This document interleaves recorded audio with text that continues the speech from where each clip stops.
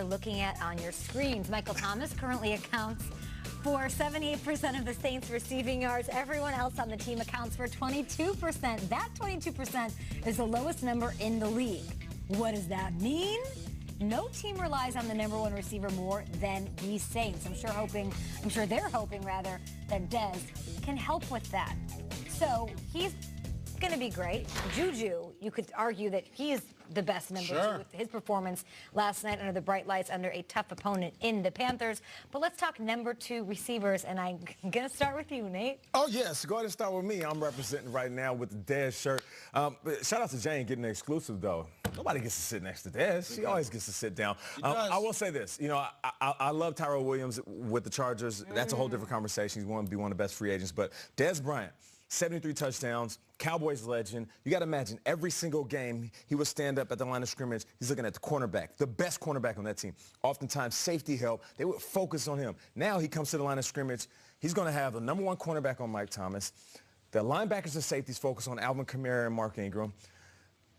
The other opposite safety focus on Drew Brees. Yeah. Now he's facing #2, #3 DB. You're going to put him on the outside and on the inside like they did with Larry Fitzgerald in Arizona.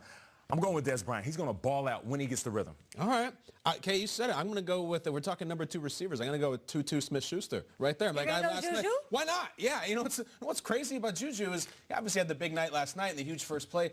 He's got more receiving yards than AB this year, and it's actually not that close. That doesn't make him a better receiver, but it means he's completely legit, and you won't believe who was weighing in on the social media last night about Juju Who's in the middle of the game. The guy who we're always talking about, there it is. Oh, boy. I don't think Juju had crossed the goal line yet, and Le'Veon Bell says about how special he is. I also want to clarify one thing. We said earlier in the show that Le'Veon tweeted, I think it's safe to say it's time to pass the sticks. I was told on Twitter he wasn't talking about James Conner. Yeah. He was talking about the Panthers, gone, you're off, we beat you. Really? Yeah, 21-0. Hand over the sticks. Yeah. So he's talking about they're blowing out the Panthers. But good tweet either way. I love Juju.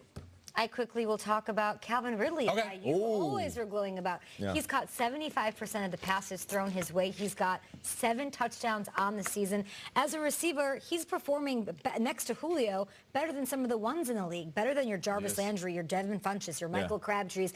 I feel like he's the kind of guy who will learn so much from Julio just being there, and also that he could be a #1 receiver sooner than later. 7 TDs for that guy? 7 touchdowns. That's crazy. Unbelievable. That is a tie for lead in Calvin Ridley. We'll be back.